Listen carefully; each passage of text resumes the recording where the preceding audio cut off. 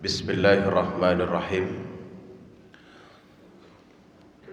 Assalamualaikum warahmatullahi wabarakatuh.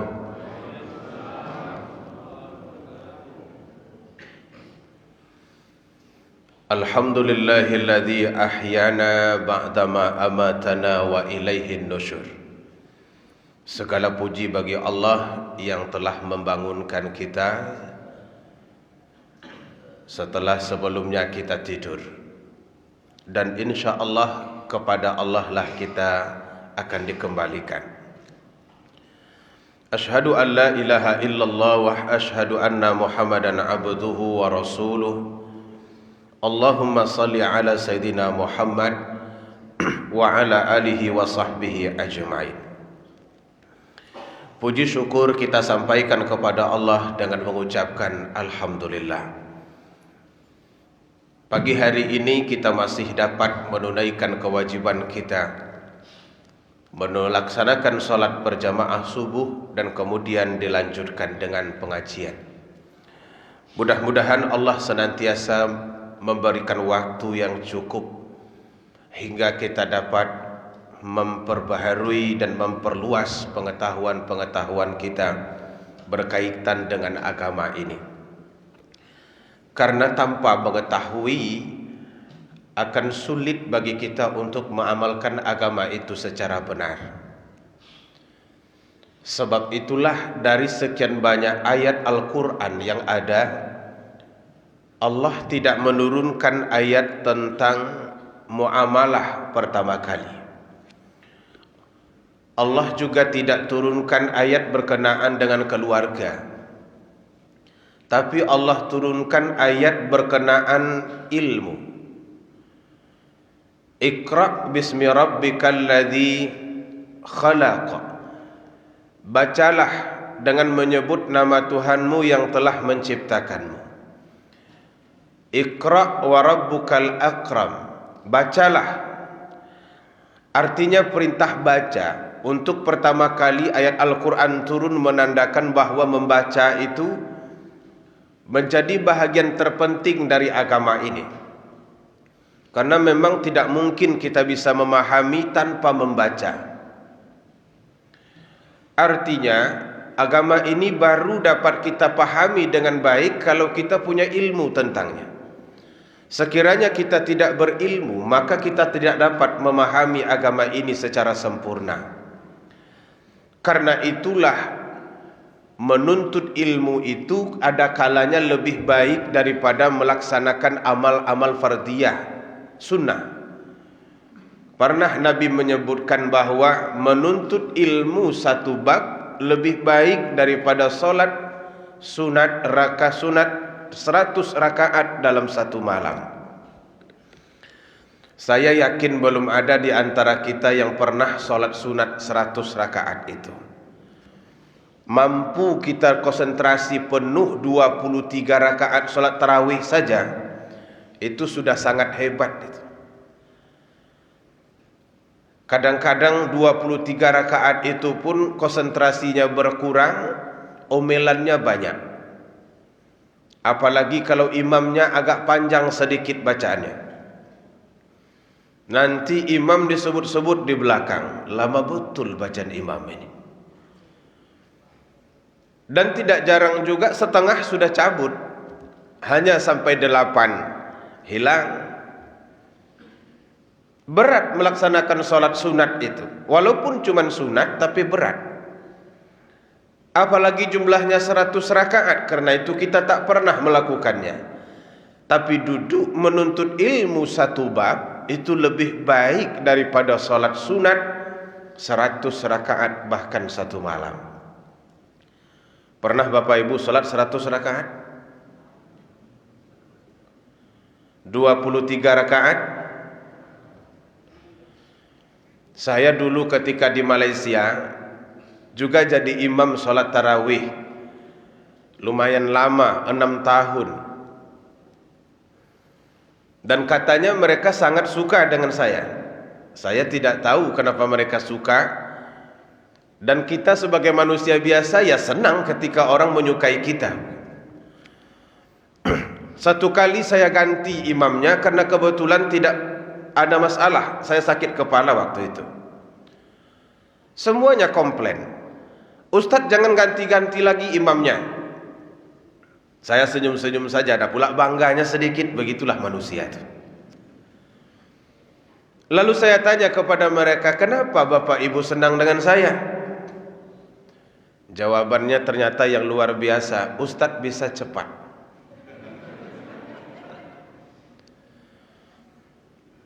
Memang kalau sudah sholat tarawih itu dari dulu kan cepat. Di kampung-kampung kita hampir tak bernafas imam itu membaca ayat-ayat di dalam sholat tarawih itu. Karena memang sudah begitu cetakannya dari kecil, yang membesar pun akhirnya kita bisa melakukan itu. Allahu Akbar, Bismillahirrahmanirrahim, Alhamdulillahirrabbilalamin, itu kencang. Dan katanya itu yang membuat mereka suka dengan saya. Jadi banyak berjamaah ini menyukai imam yang kencang-kencang. Tapi kalau imamnya mulai agak lambat sedikit, Bismillahirrahmanirrahim, agak berseni pula, sudah mulai risau dia tuh. Sampai tidak 23 ini, atau cuma 8 saja, atau 8 tanpa witir. Masih ada juga kesempatan menguranginya. Maka oleh karena itu beruntunglah kita, pagi ini kita masih dapat duduk bersama untuk melanjutkan kajian-kajian berkaitan dengan pemahaman agama kita. Mudah-mudahan waktu ini menjadi waktu yang bermanfaat bagi kita. Amin ya rabbal alamin. Salawat serta salam kepada Rasulullah. Allahumma salli ala Sayyidina Muhammad wa ala alihi wa sahbihi ajma'in. Ketika kita mendengar suara azan, ada dua ajakan di situ yang selalu dikatakan secara bersamaan. Pertama, hayya 'alas shalah. Jawabannya la haula wala quwata illa billah. Kita tidak fokus kepada jawaban tapi ajakan itu. Hayya 'alas shalah. Apa artinya itu? Marilah salat. Dan yang kedua ajakannya hayya 'alal falah. Artinya mari menuju kemenangan. Pernah mendengar ada azan ada hayya 'alas salahnya, hayya 'alal falah ditinggalkannya. Hayya 'alas salah, Allahu akbar, Allahu akbar. Berarti ini muazzinnya enggak ngerti dengan salat ini. Setiap kali ada ajakan salat, pasti ada ajakan mari kita menang. Nah, mungkinkah dua lafaz itu diucapkan dan dibuat? Bahkan Nabi sendiri pun pernah mendengar kalimat itu, beliau merestui. Mungkinkah dua lafaz itu tanpa ada sebab diletakkan di situ? Kenapa setiap kali ada ajakan salat hayya 'alas shalah, ada pula di belakangnya hayya 'alal falah, mari kita meraih kemenangan? Itu berulang-ulang Ibu Bapak. Nah, selama ini kita fokus pada ajakan pertama saja. Marilah kita salat, maka datanglah jemaah, kemudian salat berjamaah, dan seterusnya berdoa, yang tak berdoa tidak apa-apa, dan kemudian pulang. Habis. Tapi ada satu lagi yang belum dibahas. Hayya 'alal falah. Marilah kita meraih kemenangan. Pertanyaan kita tentu, apa kaitannya antara kemenangan dengan salat ini? Hadirin yang dirahmati, dalam sejarah Nabi berperang melawan orang musyrik itu ada lebih kurang 28 kali. Jadi penuh kehidupan beliau setelah pindah ke Madinah itu dengan perang. Di Madinah beliau cuma 10 tahun, perang hampir 28 kali. Itu artinya kalau kita ukur-ukur hampir setiap tahun beliau perang. Dan dalam catatannya jarang beliau tidak menang, kecuali pada perang Uhud. Di perang Uhud itu kesalahan bukan pada beliau, tapi pada ketaatan. Strategi sudah bagus, cuman ketaatan sebahagian orang melaksanakan strategi itu yang menyebabkan waktu itu umat Islam kalah. Tapi dari sisa perang yang ada, Nabi selalu menang. Nah, kunci menangnya di mana? Ternyata beliau selalu memulai perang itu setelah salat. Nanti begitu beliau akan berangkat perang, salat dulu.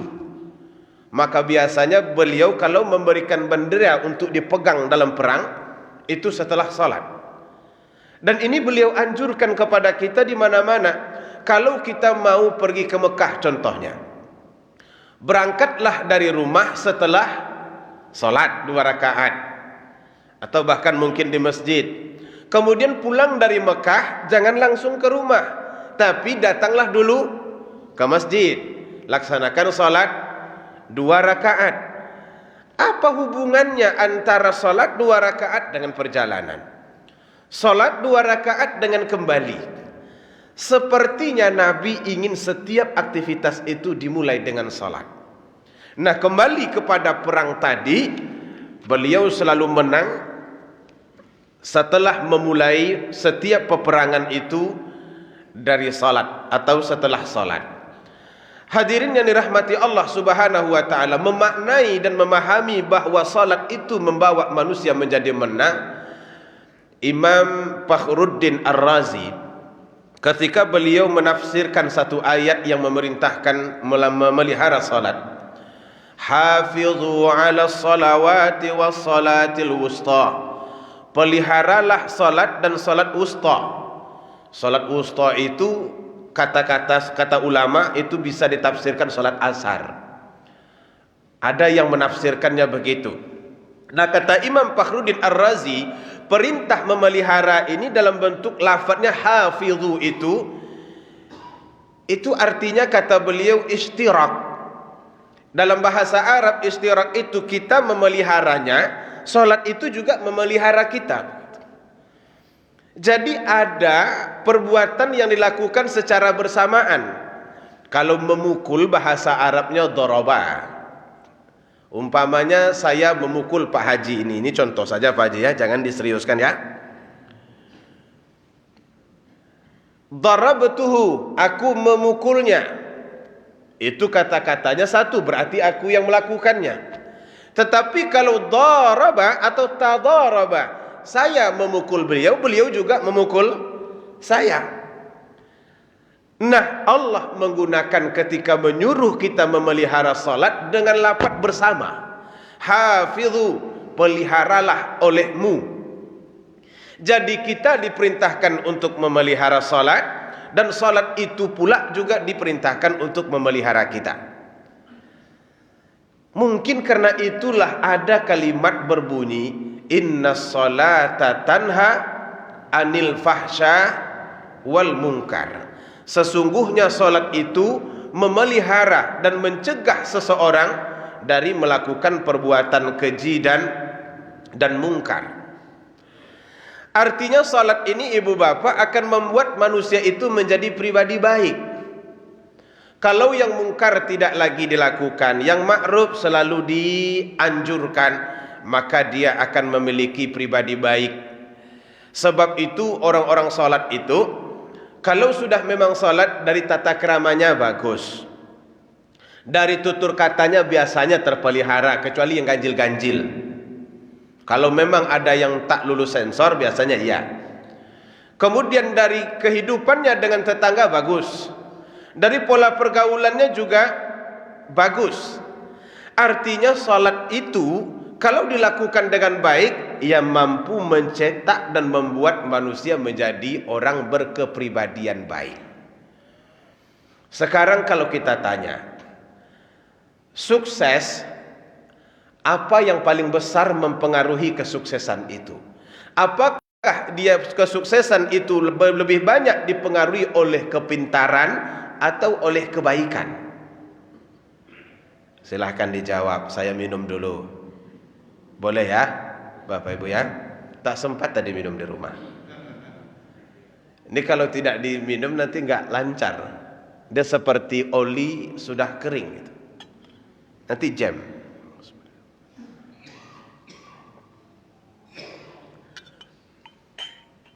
Mana lebih kuat pengaruh mengantarkan manusia kepada sukses, antara pintar atau baik?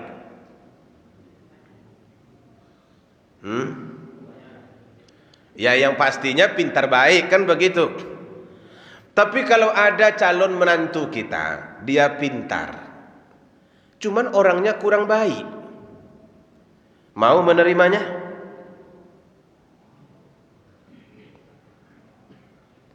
Lama pula mikirnya, seperti memang ada calon menantu dia pintar tapi kurang baik, mau menerimanya? Kenapa? Dan ada yang baik anaknya, begitu bertemu dengan kita, assalamualaikum, lulu hati kita dibuatnya. Ketika duduk, dia duduk dengan baik. Kalau dia perempuan, ringan tangannya, belum kita suruh lagi mengangkat gelas, sudah diangkatnya gelasnya. Di dapur dia yang mencuci piringnya, enggak apa-apa bunda, biar saya. Ini memang ada hajatnya ini mau jadi menantu kita. Kira-kira mau menerima? Baik tapi tidak terlalu pintar, mau menerima? Selesailah pernikahan ini, sudah mau dah. Begitulah ternyata manusia itu lebih mau menerima yang baik berbanding menerima yang pintar tapi tak baik. Biarlah tidak terlalu pintar asal baik, daripada pintar tapi tak baik. Banyak di dalam hidup kita orang pintar tapi tak baik. Menteri sosial kita pintar itu, nah kan.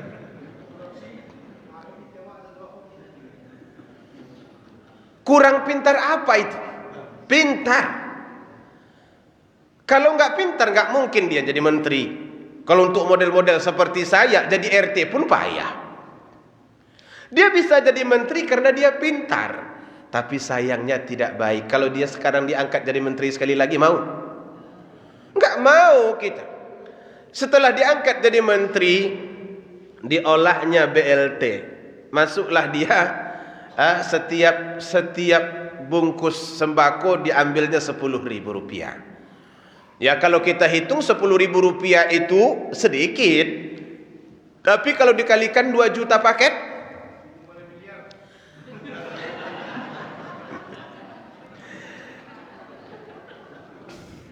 dapatlah 17 miliar. Orang pintar cuman tidak baik.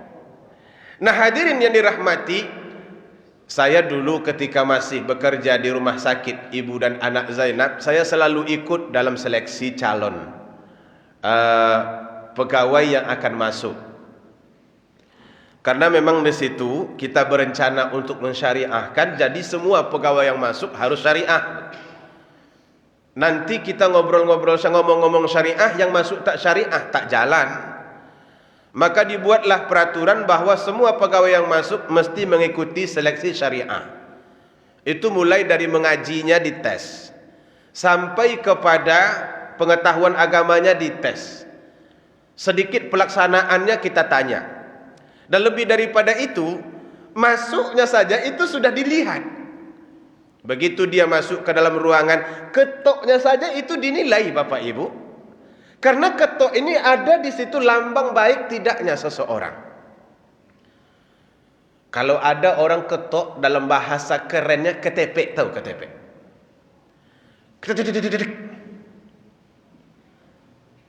Atau orang ketok tek tek tek, mana lebih baik? Nah kan yang tek tek tek kan baru dari ketokan saja.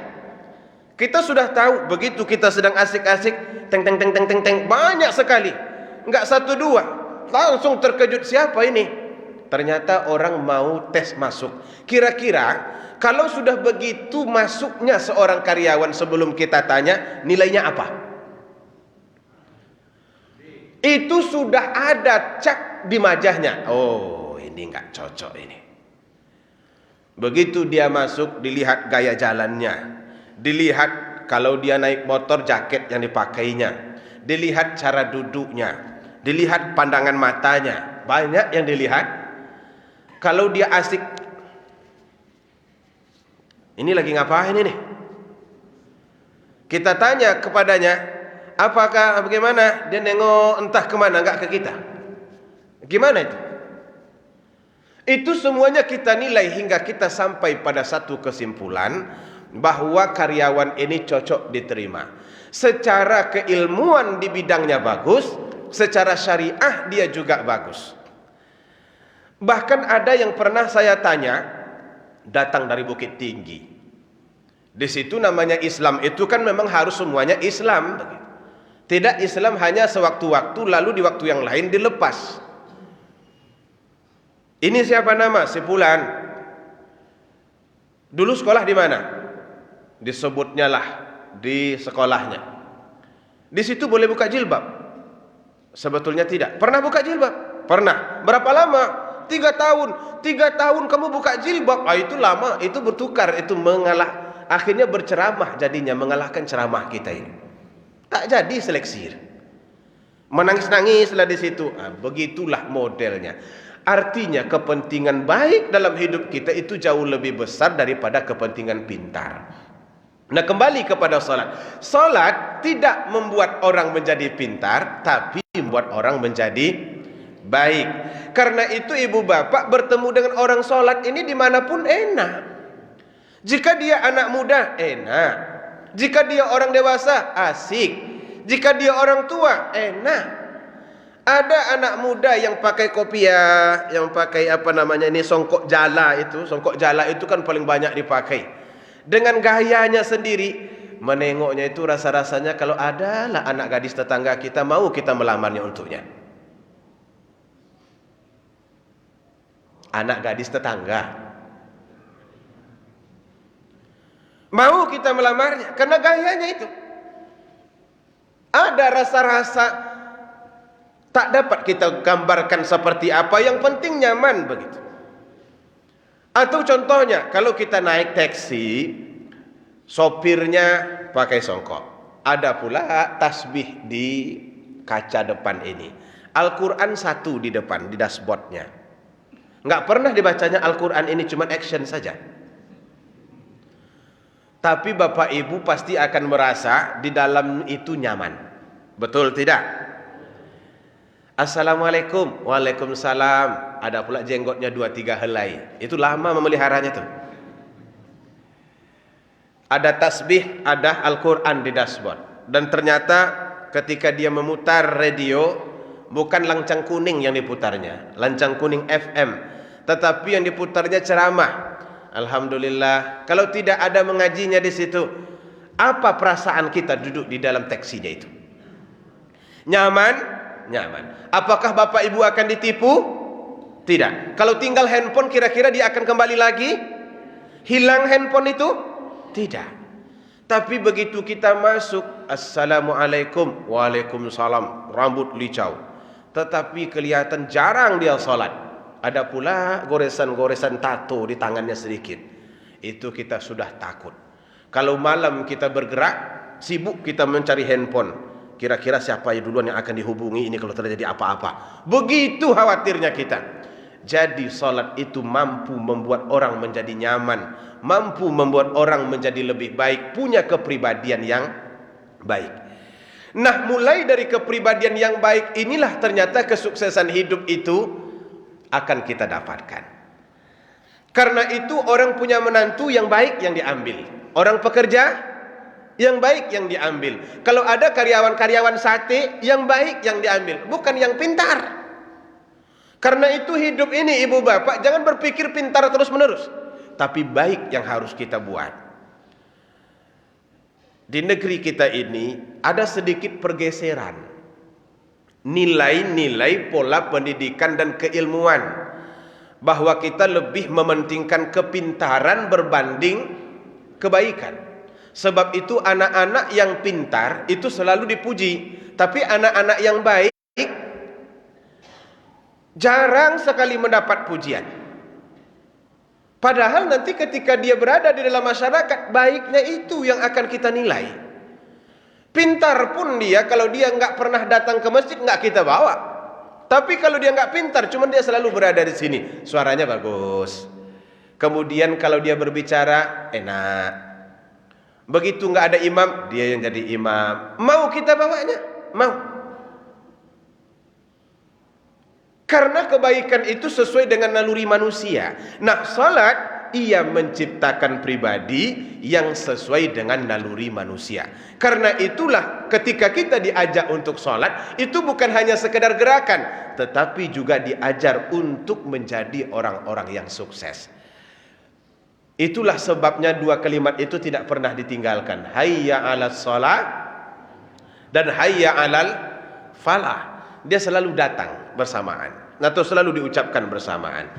Hadirin yang dimuliakan Allah Subhanahu wa taala, bagaimana salat itu bisa menciptakan orang-orang baik? Pertama, atau bisa mengantarkan kita kepada sukses. Pertama, salat itu akan membentuk kedisiplinan waktu jika diikuti dengan baik. Karena itu salat itu tidak bisa dilakukan sembarangan. Ketika ditanyakan kepada Nabi salat seperti apa yang paling baik, salat di awal waktunya.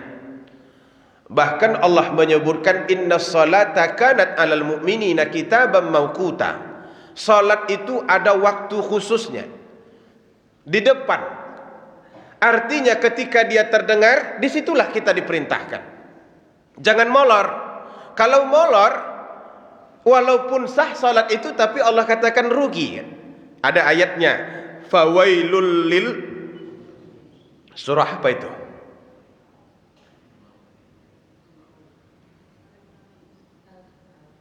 Fawailul lil, surah apa? Sebenarnya saya tahu Bapak Ibu.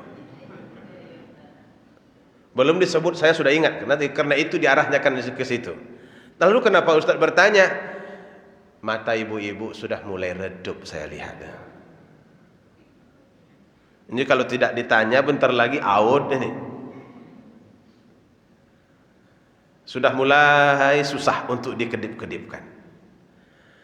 Tapi memang begitulah. Kecuali majelis sepak bola, itu memang tidak pernah ngantuk itu. Tahu majelis sepak bola? Pasang layar besar, duduk bersama di situ 6 jam, tahan itu.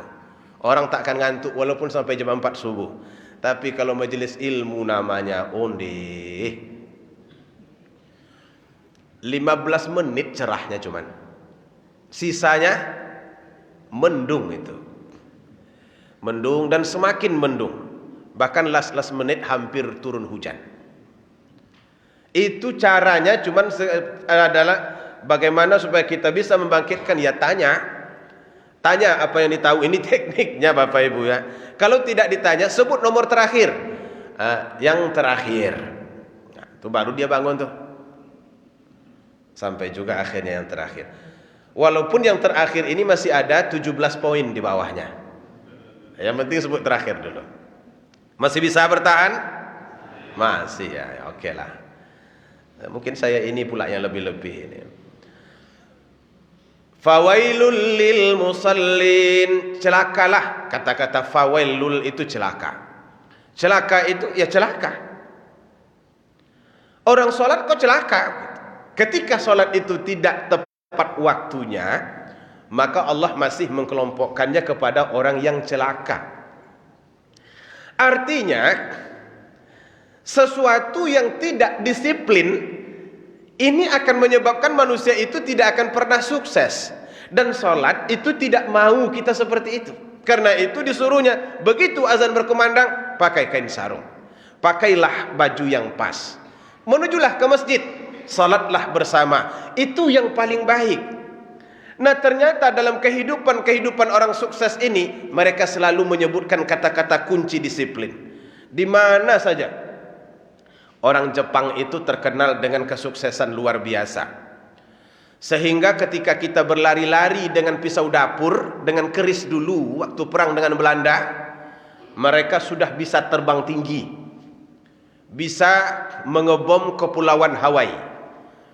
Padahal kita masih berlari-lari dengan keris itu. Keris lawan senapang, tentu roboh kita semua. Nah, Jepang sudah terbang di atas, kita masih berlari-lari di bawah.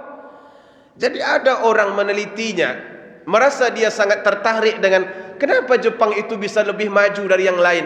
Dan memang harus kita akui, itu di luar itu Jepang semua punya. Negeri Indonesia, tapi di luar Jepang semua, kecuali sendal. Bahkan sebahagian sendal itu pun masih ada sendal Jepang.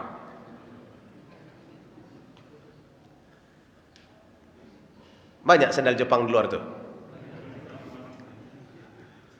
Masih ada sendal pun sendal Jepang begitu. Nah, apa masalah yang menyebabkan mereka ini bisa lebih maju dari yang lain? Jawabannya kedisiplinan itu.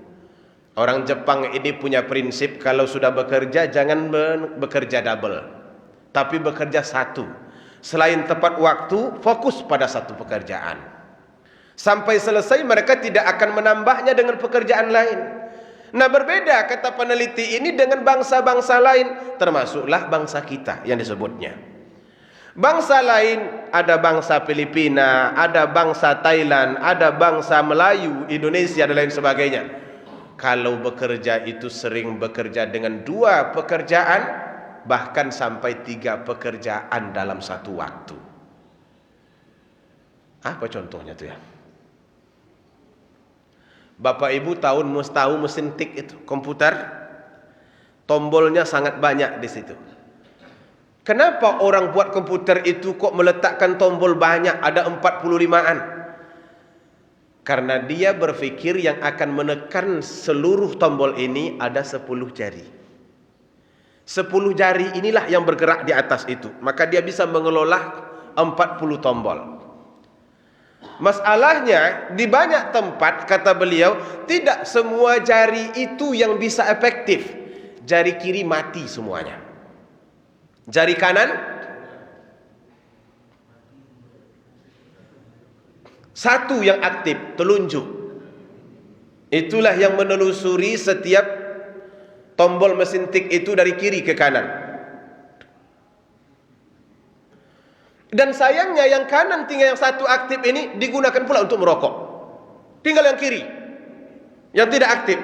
Sebab itu semuanya jadi serba lambat.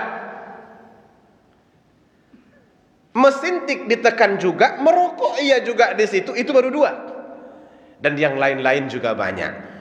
Nah, sholat itu mengajarkan agar kita disiplin waktu. Kalau kita mengikutinya, maka itulah yang akan menyebabkan dan mengantarkan kita kepada kesuksesan. Itulah disebut oleh Allah di dalam Al-Quran, Inna salata kanat alal mu'minina kitaban mauquta. Sesungguhnya salat itu ditentukan waktunya bagi orang-orang yang beriman. Dan yang kedua, salat itu melatih kita untuk fokus. Fokus dan fokus saja. Tidak boleh kemana-mana. Artinya ketika salat mau dibuat, harus salat itu saja yang terpikir. Jangan pikir yang lain. Itu masuk di situ makna khusyuk di dalam sembahyang. Karena itu ketika salat itu tidak khusyuk, maka dia tidak bernilai. Allahu Akbar. Tercium bau goreng ikan asin. Karena tadi ternyata ketika kita akan sholat itu belum sempat dimatikan. Kacau pemikiran. Mempertaruhkan antara ikan asin dengan sholat. Dan yang selalu kalah adalah sholat. Mau kita berkorban sholat daripada berkorban ikan asin. Ikan asinnya ikan asin bulu ayam cuman. Tahu ikan asin bulu ayam? Itu segenggam cuman, tapi untuk menyelamatkan ini, orang tidak jarang mengorbankan sholatnya demi menyelamatkan ikan asin satu genggam itu. Berapa sekilo itu Bapak Ibu-Ibu? Nggak pernah beri sekilo, itu sekilo banyak itu. Kalau dibeli sekilo, 1 RT makannya itu. Karena ringan. Nah, ketika fokus tidak ada dalam salat, maka salat itu tidak dianggap baik. Maka dipandulah kita oleh agama bagaimana supaya salat itu bisa fokus saja. tengok ke bawah kata Nabi, jangan tengok ke atas. Kemudian baca dengan baik, bergerak dengan baik. Jangan engkau terburu-buru. Kalau engkau terburu-buru, terbiasa terburu-buru, maka yang lain-lain juga akan terburu-buru. Engkau tidak akan serius. Diajar begitu oleh Rasulullah agar kita juga fokus di dalam kehidupan. Kalau sudah terbiasa kita fokus di dalam salat, dalam di luar salat juga akan mampu kita terapkan itu. Tidak ada yang lebih hebat efeknya daripada sesuatu yang fokus itu. Makanya Allah menyebutkan dalam Al-Quran, qad aflahal mu'minun alladzina hum fi salatihim khashi'un. Beruntunglah orang-orang mukmin, yaitu orang-orang yang khusyuk di dalam salatnya. Cuman harus kita akui yang ini pula lah yang susah itu. Bahkan ada yang di awalnya khusyuk, di tengahnya tidak. Ada juga yang di awal di tengahnya khusyuk, di ujungnya tidak. Dan bahkan ada orang mulai dari awal sampai ujung tak khusyuk, sama sekali tidak dapat apa-apa. Ada di antara kalian kata Nabi yang mendapatkan 1/2 dari salatnya, ada yang mendapatkan 1/3, dan ada bahkan yang tidak dapat apa-apa. Ketika kita masuk, ditengok salah masuk rupanya. Semuanya kawan-kawan salafi di situ. Kira-kira khusyuk nggak sholatnya sampai di ujung? Bisa saya jamin 0,0 sekian persen tidak khusyuk, atau bahkan 100%. Mulai dari masuk itu perasaan sudah tidak enak. Jangan-jangan ditengoknya jenggot saya, jangan-jangan ditengoknya celana kaki saya, kaki celana saya. Jangan-jangan kata orang ini kalau sholat pasti ditempelkannya kakinya ke kaki kita ini. Begitu dia takbir diangkat, dah langsung nempel, bab. Hati langsung berkata, iya rupanya. Allahu Akbar. Itu konsentrasi kita ibu bapak, nggak lagi dalam sholat, tapi pada kaki terus menerus sampai selesai. Begitu nanti bangkit, nengok kaki lagi, bab. Bangkit sekali lagi, nengok kaki lagi. Akhirnya begitu susah untuk melaksanakan sholat dengan khusyuk itu. Karena itu Nabi pernah menyampaikan, yang pertama hilang nanti dari orang-orang salat itu, dan bahkan dari umatku, adalah khusyuk. Payah mencari khusyuk. Kadang kita sudah berusaha masuk hal-hal lain. Begitu berwudu di situ di temboknya, buka jam, letakkan di atas tembok, lupa. Sedang salat baru teringat, Allahu Akbar. Terpeganglah tangan kiri ini kosong. Mana jam tadi?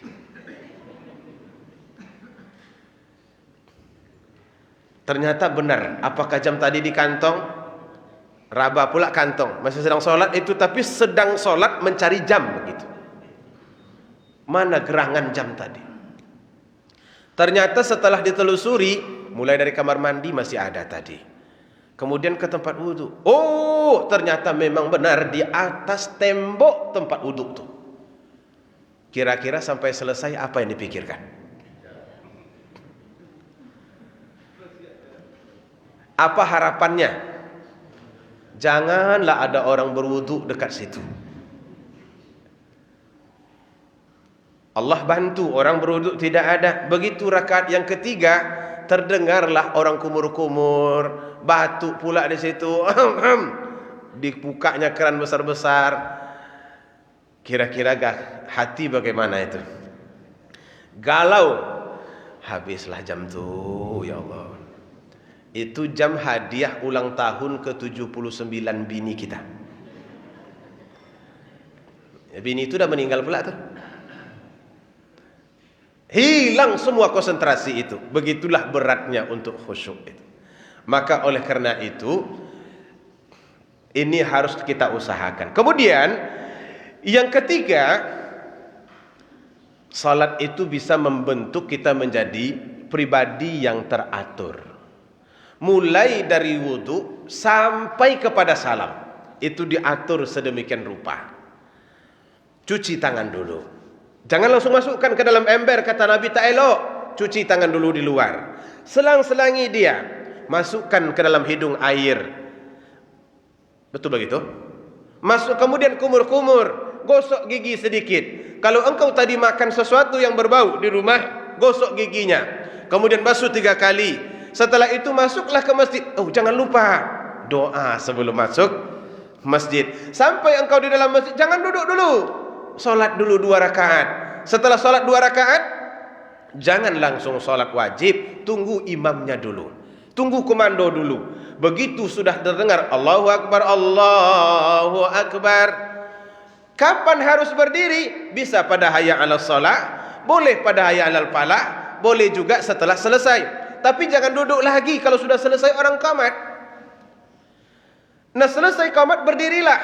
Apabila imam takbir, takbirlah. Bila imam rukuk, rukuklah. Bila imam sujud, sujudlah. Bila imam salam, salamlah. Jangan diborong semuanya. Ada orang ketika imam salam dia masih sujud, lama bacanya. Bahkan imam sudah pulang pun dia masih sujud juga. Setelah ditegur, Pak, rupanya innalillah wa inna ilaihi raji'un.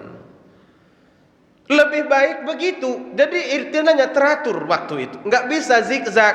Udahlah, saya sholat aja dulu, berwuduknya nanti ajalah. Enggak mau. Karena memang aturannya seperti itu. Jadi keteraturan yang diciptakan oleh salat itu diharapkan mampu membuat pribadi teratur di dalam kehidupan kita.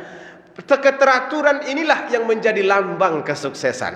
Kalau sekiranya kita bekerja, ibu bapak, tak teratur, jangankan untuk pekerjaan yang berat-berat, buat lontong itu kalau tidak teratur, lama jadinya. Betul apa salah ini? Buat lontong saja kalau tidak teratur, lama jadinya. Apa dulu yang mau dibuat? Kuahnya dulu kah atau lontongnya? Lontongnya jenis apa? Lontong himpit kah? Kalau orang Malaysia menyebut lontong yang ditekan-tekan itu nasi himpit. Karena memang dihimpit. Itu enggak salah, itu bahasa aslinya. Kita bertukar menjadi lontong. Tak tahu bahasa mana lontong ini. Mungkin bahasa Eropah boleh jadi. Nasi himpit namanya. Ini kedulukah atau yang lainnya dulu? Itu diatur oleh Allah Subhanahu wa taala. Hendaklah kita melakukan itu.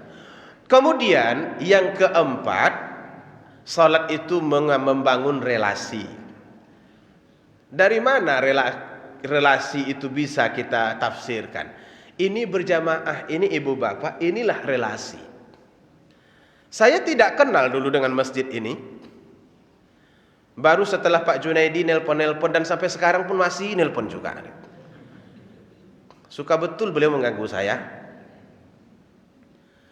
Tahu saya masjid ini. Setelah tahu saya masjid ini, ternyata ada, ini cucu saya imam ini. Begini-begini rupanya saya sudah tua Bapak Ibu.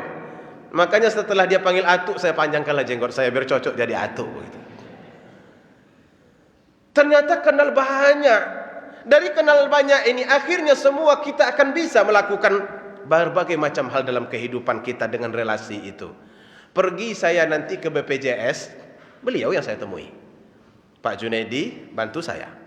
Kalau tidak bantu, saya tidak bantu Pak Junaidi. Akhirnya saya ke situ, dia yang datang. Yang mana mobil Ustadz? Saya jalan kaki. Dicarinya saya. Karena apa? Karena sudah terbangun kebersamaan. Dan itu tidak akan terjadi kecuali di tempat ini. Karena itu setiap kali kita datang ke masjid, disitulah munculnya relasi itu. Hubungan-hubungan dengan orang lain akan terbangun dengan baik. Bahkan tidak sedikit orang mengatakan, Ustadz ini saya. Dari mana Pak? Jemaah Masjid Muhajirin. Masjidnya yang disebutnya. Tidak disebutnya, saya ini direktur, saya ini begini. Tapi dari kebersamaan di dalam salat, akhirnya terbangun hubungan yang sangat baik di antara kita. Kalau sudah terbangun hubungan yang baik, ada di sini rasa kebersamaan. Kira-kira kalau untuk mencari pekerjaan, kitakah yang diutamakan atau orang lain? Enggak mungkin orang lain diutamakan sementara beliau kenal dengan saya. Ada orang lain yang tidak beliau tahu, beliau akan menomorduakan. Yang dia telepon dulu adalah saya, pasti. Itu bisa dipastikan itu. Cari semuanya, Ustadz Mas Riyadi. Macam mana tidak? Di sini sudah selalu. Kemudian, ini insya Allah kita kayaknya akan sarapan ini setelah ini. Karena timnya sibuk di belakang saya lihat, dan terdengar sampai kemari suaranya. Itu untung tidak piring, Bapak. Kalau sudah piring, oh lebih dahsyat lagi itu. Di dalam kesuksesan ini yang paling penting itu adalah membangun relasi, hubungan kita dengan orang lain. Makanya Rasulullah menyebut al-jamaah rahmah. Jemaah itu adalah rahmat. Kalau kita berpisah-pisah tentu laknat. Semakin sering kita berjamaah, berkumpul kita dalam salat ini, semakin terbangun hubungan baik kita. Ini semua kita yang hadir ini ibu bapak, dengan pos kita masing-masing. Ketika ada yang datang ke kita, orang kita sendiri di jemaah ini, itu akan mendapatkan keutamaan. Jangankan di tempat kerja, di tempat makan saja itu sudah menjadi utama. Siapa tuh? Jemaah kita. Begitu selesai makan nanti kan dibayarkan kan? Iya kan? Sering itu terjadi. Itu makan bubur ayam di depan tuh, udah dibayarkan. Udah Pak Muhammad saya yang bayar ya. Nah, ya Pak Muhammadnya senyum-senyum aja. Karena dibayarin. Jadi begitu saya makan soto di Soto Bude Simpang 3 tuh, ada orang yang merasa kenal dengan saya walaupun saya tidak ingat beliau siapa. Ya kita kan nggak penting ingatnya, yang penting bayarnya gitu. Begitu sudah selesai makan, saya mau bayar. Ustaz sudah dibayarkan orang tadi Ustaz. Enak juga kalau begitu. Padahal awal masuknya itu dia lebih duluan. Cuman duduknya di pojok, nengok-nengok dia. Tanda bahwa dia terbangun relasinya dengan kita, dia nengok-nengok kita. Rupanya kalau di rumah makan itu ibu bapak, kalau ada orang nengok-nengok kita itu cantik. Ada harapan kalau begitu tuh.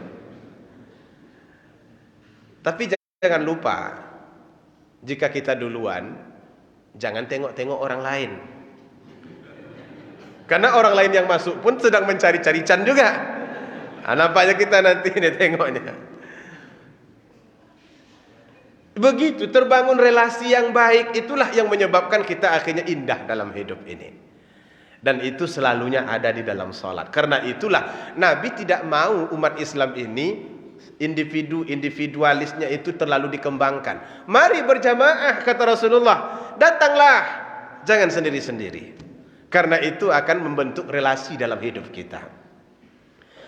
Kemudian yang kelima, salat itu mengajarkan kita memiliki perencanaan baik. Kalau tidak, maka hasilnya tidak efektif. Di mana perencanaan baik ini bisa kita pahami? Pada niat. Niat itu adalah rencana. Orang kalau sekiranya salatnya tidak terencana dengan baik, maka salatnya tidak khusyuk. Kalau salatnya tidak khusyuk, maka tidak bernilai. Tetapi berbeda ketika salat itu direncanakan dengan baik. Jam 12 lewat 15 menit. 5 menit lagi akan azan. Sudah mandi. Mandi sudah nih. Dan kemudian sudah berpakaian. Ini sebentar lagi azan nih. Itu niat apa tidak? Niat. Dengan niat itu kita sudah berpakaian baik, sudah berwudu. Begitu terdengar azan, Allahu Akbar, Allahu Akbar, pintu dikunci dan mulailah berangkat. Mulai dari kunci pintunya, mau kemana Pak? Mau pergi sholat. Di jalan bertemu dengan orang lain, mau kemana Pak? Mau pergi sholat. Begitu sampai di pintu masjid, mau ngapain Pak? Mau sholat kemari.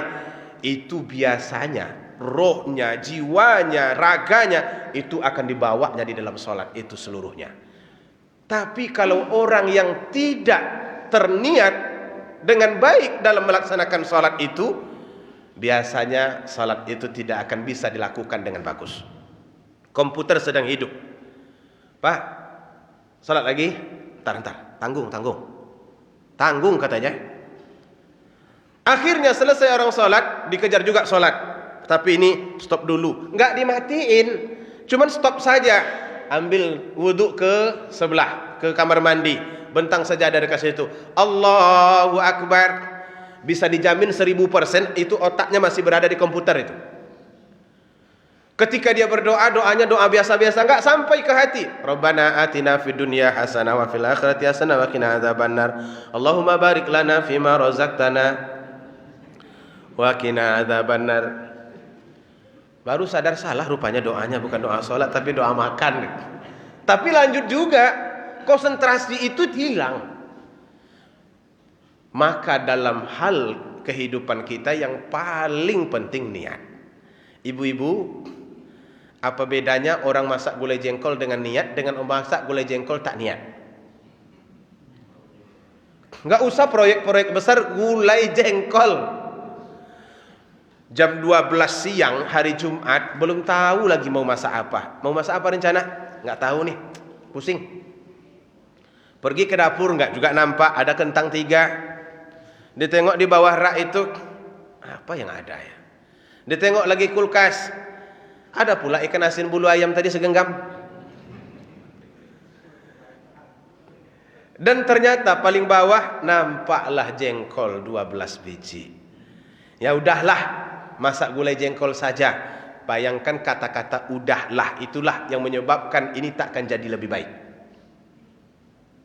Udahlah, masak gulai jengkol aja. Kalau begitu kalimatnya, ya sudah, ini mengejar waktu ini. Karena bapak akan pulang jam 1:10 dia pulang. Kalau pulang Jumat itu orang enggak makan ibu bapak, menggunung amarahnya. Karena entah apa saya pun tidak tahu juga. Makan paling enak itu adalah setelah sholat Jumat. Mungkin karena habis diceramahi tadi boleh jadi akhirnya lapar begitu. Itu setelah sholat Jumat itu enak makan. Nah, kejar-kejaran dengan waktu itu. Akhirnya nanti tidak begitu, ditengok santannya adalah sedikit, ditengok ikan asin bulu ayamnya nggak cocok itu campurannya tuh. Kalau mau ikan asin lebih tebal, udahlah ini ajalah, itu juga bermasalah. Akhirnya setelah jadi juga, tapi kualitasnya kualitas rendah, kualitas jadi-jadian. Macam teman saya masak dulu, ada orang Jawa. Namanya juga mahasiswa itu kan nggak ada yang pandai masak. Dimasaknya lah goreng ikan, tapi di atas goreng ikan itu kok banyak potongan-potongan kecil. Apa ini? Rupanya serai dipotong-potongnya. Dipotong-potongnya macam bawang, digaulnya dengan ikan yang bercabai itu. Jadi ketika dimakan kok nggak mau hancur. Rupanya serai potong-potong itu dimasukkannya. Ditanya senior saya, "Sir, apa namanya ini?" "Kurdi, Bang." "Apa kurdi itu, Sir?" "Syukur jadi." Ya Allah, syukur jadi rupanya. Yang penting makan saja. Itu kan tidak termanage itu Bapak, tidak terniatkan dengan baik. Tapi kalau sudah niatnya itu ada dari pagi, mau pergi ke pasar. Ini besok malam sudah terniat itu, besok masak gulai jengkol dicampur dengan ikan asin bulu ayam. Pagi sudah sampai di warung, jengkolnya sudah dipilihkan dengan baik. Berapa santannya, Bang? Santannya yang baru ya, Bang ya. Jangan yang kemarin-kemarin, takut nanti agak asam. Coba tengokkan bagaimana niat itu akan bisa membentuk dan memberikan kepada kita pilihan terbaik. Karena itulah Nabi menyebutkan innamal a'malu binniyat. Amal itu tergantung niatnya. Kerja itu pun tergantung niatnya. Kalau dia memang niat, jadi. Tapi kalau enggak niat, ibu bapak, enggak jadi. Apapun yang kita buat, enggak niat, enggak jadi. Ada suami kita disuruh menjemur pakaian, enggak niat. Oh nih, terbalik pakaian itu dijemurnya. Bagian dalam diletakkan pula ke sebelah samping sana. Dan jelas di situ itu enggak dapat cahaya panas. Yang ukuran hanger kecil diletakkannya benda besar, yang hanger besar diletakkannya benda kecil. Begitu kita keluar, apalah menjemur begini.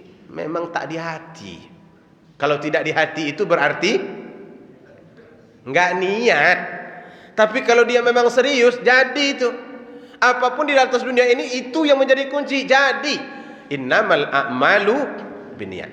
Dan kemudian yang ke-8, yang ke-6, salat itu berisi doa. Ini adalah senjata kita. Inilah yang membuatkan orang-orang beriman itu selalu mendapat solusi karena ada doanya di situ. Bahkan salat itu sendiri pun berarti doa. Dan yang ketujuh, salat mendatangkan keberkahan pada hidup. Ini yang tak dapat kita analisa secara matematik. Karena barokah itu tidak terasa dan tidak nampak bendanya secara konkret seperti ini. Tapi dia terasa. Kenapa orang-orang sholat itu kok hidupnya nyaman? Bukan kaya Bapak Ibu, nyaman. Problemnya ada, tapi solusi ada. Hutangnya banyak juga, tapi pembayarnya ada. Sakit ada juga, Allah berikan kesembuhan. Berbeda orang yang tidak salat dengan baik dan bahkan mungkin tidak melakukannya, hidupnya akan kalang kabut. Allah turunkan kepadanya nikmat banyak, Allah turunkan pula musibah banyak. Masalahnya sangat banyak. Karena itu silahkan tengok dalam hidup kita. Kalau ada orang rajin salat, pasti hidupnya baik. Setuju tidak? Kalau ada orang rajin salatnya bagus, dijaganya dengan baik, pasti hidupnya baik. Dengan istrinya baik, anak-anaknya baik, sedikit cuman gajinya, tapi masih sempat dia keluar pergi makan roti canai. Kita yang banyak gaji pun, jangankan makan roti canai, makan lontong pagi pun tak sempat. Didouble saja antara makan siang dan sarapan pagi, dan kadang-kadang masuk makan malam sekalian itu. Betapa menderitanya orang kalau sudah untuk makan dia sendiri pun dia tidak sempat. Karena itulah maka dikatakan tadi di awal, salat itu akan mengantarkan kita kepada kesuksesan. Hayya 'alas shalah, hayya 'alal falah. Mari kita meraih kesuksesan. Hadirin yang dimuliakan Allah Subhanahu wa taala, mudah-mudahan apa yang kita sampaikan ini membawa manfaat bagi kita. Karena nampaknya tim konsumsi sudah menyelesaikan tugasnya. Tugas kita terbesar kan menyelesaikan itu. Ceramah ini jadi nomor 2 lagi nih sekarang ini. Mari kita tutup dengan bacakan alhamdulillah dan doa kafaratul majelis. Subhanakallahumma wa bihamdika asyhadu an la ilaha illa anta astaghfiruka wa atubu ilaik. Wassalamualaikum warahmatullahi wabarakatuh.